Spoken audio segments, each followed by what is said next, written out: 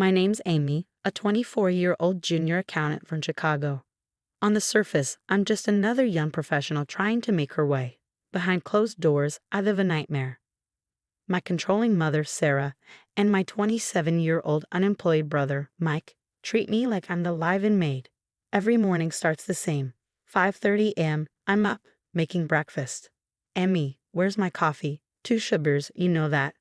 Mike's voice bellows from his room. I'm late for work, make it yourself. I snap, slamming a mug onto the counter. Mom, Amy's being disrespectful again. Within seconds, Mom storms into the kitchen, fury in her eyes. Amy, how many times do I have to tell you to take care of your brother? Make his coffee. Now. This is my reality. I work full-time, pay half the bills, and handle all the housework. Meanwhile, Mike lounges in his gaming chair all day, demanding attention. At work, my exhaustion doesn't go unnoticed. Girl, you look dead, my coworker Rachel says, eyeing me as I shuffle into the office. Rough morning. The usual. Mom made me remake Mike's coffee 3 times because it wasn't perfect enough. I mutter, sinking into my chair. Rachel shakes her head. You need to get out of there. A small kindness saves the day. David, another coworker, sets a cup of steaming coffee on my desk. Thought you might need this. Real coffee, not whatever your brother complains about, he says with a smirk. I smile, clutching the cup like a lifeline. They don't know about my secret savings account. I've been setting aside 30% of every paycheck. Just $55,000 more, and I'll be free. That night, everything boils over. Mike barges into my room, his entitled sneer in full display. Give me your car keys. I'm meeting friends. No way. I need my car for work tomorrow. It's not like your job is important. You're just a junior accountant. At least I have a job, I snap. His face turns crimson. Mom, Amy's disrespecting me again. Mom appears, arms crossed, ready for battle. Amy, give your brother the keys. No, I've had enough. I've been serving him since we were kids. You made me skip my high school graduation to cook for his gaming party. You gave him my college fund because he needed it more. Mom's expression hardens, her voice icy. I'm your mother. As long as you live under my roof. That I help pay for, I interject. Don't interrupt me, your brother is special. He needs support while he figures out his path. Now hand him the keys or start looking for somewhere else to live. I clutch my keys tighter, feeling years of suppressed anger rise to the surface. No, for once in my life, no. Mom's gaze turns glacial. Fine, then make your own dinner tonight. And don't touch anything in my kitchen. As they storm out, I sit in a suffocating silence, my phone screen lighting up. $15,000 saved. Just a little longer. I text Rachel. Start looking for those apartment listings. I'm done. But the power play escalates. The next morning, I find every cabinet in the kitchen locked with padlocks. Mom stands there, arms crossed. Until you apologize to your brother and give him your car, you won't be eating in this house. This is insane. I pay for half the groceries. Should have thought about that before disrespecting your brother, she snaps. 3 days pass. I survive on protein bars and snacks I've stashed in my desk at work. My hands shake as I type. During lunch, Rachel notices. Emmy, when's the last time you ate a real meal? She whispers. Sunday, Mom locked the kitchen. Rachel's eyes widen. This is abuse. Before I can respond, my vision blurs. I grab the desk for support, but it's too late. David rushes over, catching me before I hit the ground. In the break room, they force me to eat a sandwich as I recount everything. When Dad died, his insurance was supposed to be split between Mike and me. Mom gave him my share because he needed it more. I had to drop 3 college classes to babysit his dog. It's always been like this. David's job tightens. You need evidence. This isn't normal. That night, Mike corners me in the hallway. I press record on my phone, the device hidden in my pocket. Listen here, you ungrateful. Mom should have thrown you out years ago. You're nothing. I'm not just a maid who pays bills. I'm Amy, the maid who's done being used. Get out of my way, Mike. I snap, trying to sidestep him in the hallway. Mom appears right on cue, arms crossed and seething. You will apologize to your brother right now, or you can pack your bags. I won't tolerate this disrespect in my house. Remember who took care of you after your father died. Took care of me, I glare at her, my voice trembling with fury. You stole my inheritance, made me drop out of college, and now you're starving me because I won't let your precious son take my car. Your brother deserves everything he has, she spits back. You're just jealous because he's special. Special? He's a 27-year-old leech. The slap cracks through the hallway. My cheek burns, but inside I'm smiling. I got it all on tape. Later, alone in my room, I play the recording back. My hands shake, but this time it's not from hunger. It's from resolve. Rachel was right. This isn't family. This is abuse. And now I have proof. I forward the recording to Rachel and David, then save it to my secret cloud drive. They want to break me. Fine. But they have no idea I'm already planning their downfall. Each threat, each insult, each slap, they're all evidence. And soon, very soon, they'll learn that karma is a force to be reckoned with. I found the perfect place. Rachel squeals during our lunch break. 2-bedroom apartment, safe neighborhood, and guess what? It's within your budget. David joins us grinning. And I've got even better news. Remember Tom from Johnson and Associates? They're hiring a senior accountant. Pays 40% more than what you're making now. Tears prick my eyes. You guys, my voice cracks with emotion. That night, while organizing Mom's bank statements for the bills, something catches my eye. Large withdrawals from her savings account. Thousands of dollars I never knew existed. Hey Mom, did you authorize these withdrawals? I ask, confronting her as she steps into the kitchen. Her face pales as she snatches the papers from my hand. What were you doing snooping through my accounts?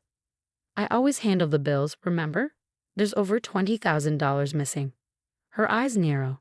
You've been stealing from me. What? No, I'd never. First you disrespect your brother, and now you're stealing. Get out of my sight. Later that night, while Mom's at her book club, I dig deeper into the accounts. Every trail leads to Mike. Multiple transfers to online gambling sites. Thousands gone. My phone buzzes with a text from an unknown number. Is this Amy? I'm Lisa, Mike's ex. I saw your post about looking for an apartment. We meet the next day at a coffee shop. Lisa's hands shake as she slides a folder across the table. Mike scammed me out of $115,000 last year, she says, her voice barely above a whisper. Said he was starting a business. He's done this to 3 other girls. I have proof, bank statements, texts, everything. Why are you telling me this? I ask. Because he's doing it again. I saw him with a new girl last week, using the same lines he used on me. Over the next week, I execute my escape plan. Each day while Mom's at her book club, I move small boxes to my new apartment. Rachel stores my important documents at her place. David helps me prep for my interview at Johnson and Associates. You're the perfect candidate, the hiring manager says. When can you start? That night, while copying files from Mom's computer, I stumble across years of damning evidence, emails about Mike's gambling, angry messages from scam victims, even screenshots of him bragging about stealing my inheritance. What are you doing? Mike's voice startles me. I swivel in my chair, keeping my expression neutral. Just getting the tax documents Mom asked for. Better not be snooping, sis. Would be a shame if Mom had to kick you out with nowhere to go. I smile sweetly. Don't worry, brother dear. Everything's exactly where it should be. In my room, I save all the files to my cloud drive. Mom's financial records showing Mike's theft, Lisa's evidence of his scams, recordings of their abuse, photos of the locked kitchen, my weight loss, and the bruise from Mom's slap.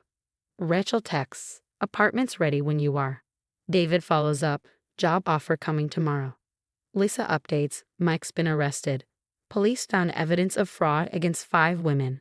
They're investigating his gambling debts too. I glance around my childhood room, now nearly empty except for the furniture. They thought they were breaking me. Instead, they taught me how to be smarter, stronger, and more cunning. Are you sure you packed everything?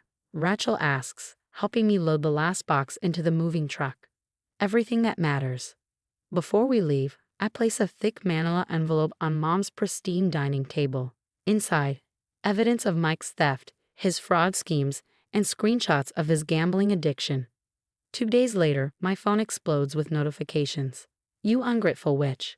Where are you? How dare you abandon your family? Mom's voicemail screams.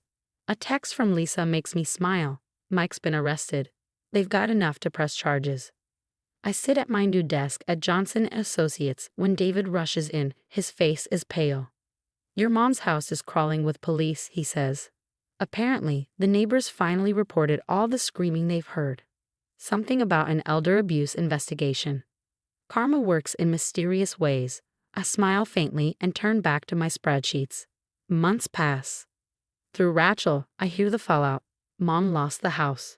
Turns out Mike had secretly remortgaged it for his gambling debts, using forged papers, with nowhere else to go. She's forced to move in with Aunt Janet. You can't just throw your mother away, Aunt Janet scolds over the phone one afternoon. Sarah made mistakes, but she's still your mother. Mistakes. My voice is calm but firm.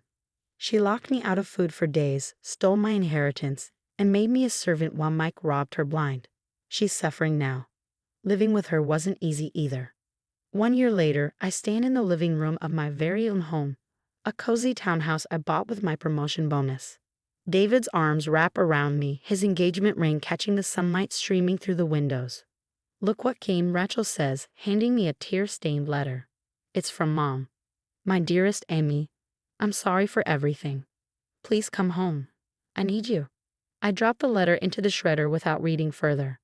Through the window, I watch kids playing in the street. Free, happy, safe. Things I never was in that house. Your mom's still asking about you. David asks, pressing a kiss to my temple. She's not my mom anymore. I reply, my voice steady. Just someone who taught me what kind of parent I'll never be. My phone buzzes with a text from Lisa. Mike got 5 years. Thought you'd want to know. I smile and delete the message. On my desk at work, a shiny new nameplate reads, Senior Financial Analyst. My fridge is always full. My doors have no locks, except the ones I control. Ready for dinner? Rachel calls from the kitchen. David's attempting to cook. Hey, I'm getting better. David protests. I laugh, really laugh, the kind of laugh that was never allowed in my old house. They thought they were breaking me. Instead, they showed me my own strength. Sometimes, the best revenge isn't about getting even. It's about getting free. And me? I'm finally gloriously free. What would you do if faced with the choice between financial stability and confronting a toxic family member? Would you stay silent to keep a roof over your head, or risk it all to stand up for yourself like I did? Share your thoughts in the comments below. If this story resonated with you, consider subscribing to hear more stories of survival and justice. Sometimes the hardest battles are fought behind closed doors, but you are not alone.